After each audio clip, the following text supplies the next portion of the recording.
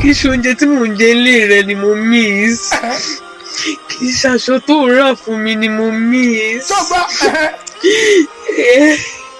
Kì í ṣe owó oúnjẹ tó mọ fún mi, kì í ṣe owó ọbẹ̀ tó fún mi, kì í ṣe gbogbo nǹkan tí mo miss ni.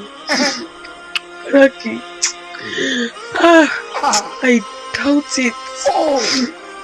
Wallahi Azim, I doubt it. If Allah can compensate me with a better man. Ẹni sùúrù, obìnrin ṣe pé òun ò rò pé òun lè rí ọkùnrin tó máa dàbí yín. Ó sọ. Allah to give me a good man. And Allah answered my prayer. He does not think of my past. Kí ló ń rò tó fi ń sọ ọ̀rọ̀ ìtẹ́ nígbà yẹn? Kí wá ló ń rò tó fi ń sọ mí nísìn? Mo ń bọ̀. Kò rò pé ọmọ yìí ò ti ṣàwọn àìdá kan sẹ́yìn. Kò rò pé ó ti ṣẹ̀ mí sẹ́yìn. Kò rò pé mi ò sin òun dáadáa nígbà tí mò ń dàgbà. Ṣùgbọ́n ó fọkọ gidi kẹ́ mi, ó tún fi mí sílẹ̀ gidi. Ta ni mo wá ṣẹ̀? Ta ni mo ṣẹ̀ tí ò dáríjì mi? Ṣẹ́rin tó sọ pé o miss ò ní pé ìgbà tó níṣòro tíṣòro bẹ̀rẹ̀ kò ń ṣe ìṣòro kékeré, ìṣòro tó ní agbára ni. Tó jẹ́ pé tí Ọlọ́run ò bá tí prepare èèyàn tẹ́lẹ̀ tó bá dojúkọ èèyàn lè sá lọ. Tó tó Ọlọ́run. Kéèyàn wá rí ẹni tó wá sọ pé tó dúró tí èèyàn tó sọ pé gbogbo ohun tí ó bá gbà pátápátá la máa fún. Tọkọ yẹn bá dúró tí èèyàn bá yẹn.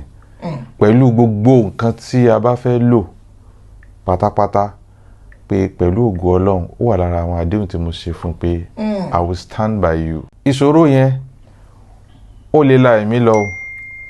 Bẹ́ẹ̀ ni. So ọkọ dúró tì kí tó wá ṣe ọkọ nìkan tó tún wá rí ẹbí tó tún dúró tì. Ẹbí ọkọ. Tó dúró bí òbí fún. Àwọn ẹbí títí ẹ̀ wọ́n kọ́kọ́ ṣe bí ìgbà tí wọ́n ń gbìyànjú gbà tó dé level kan wọ́n back out. Àwọn ẹbí ẹ̀. Bẹ́ẹ̀ ni. Bàbá tó bí nínú. Bàbá jáde gangan. Wọ́n sọ ọ̀rọ̀ kan tó jẹ́ pé mi ì lè gbàgbé tí màá fi jáde kúrò láyé. Ọ̀rọ̀ yẹn máa ń wá gbogbo ìgbà tí n bá ti rí àwọn situations mi. Bàbá yẹn ti sọ fún mi rí láàrin èmi àti bàbá yẹn àtọlọ́run ọba pé ibi tí wàhálà ìdè yìí tó bá lè kú kó kú.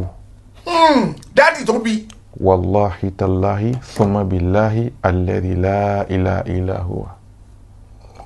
Ṣé ìjọ tí wọ́n sọ̀rọ̀ yẹn ìjọ yẹn la wá wò pé wàhálà ti pọ̀ jù tó bá tẹ̀ fẹ́ kú kó kú. Ọmọbìnrin yóò ní fámìlì kankan máa fi àwa.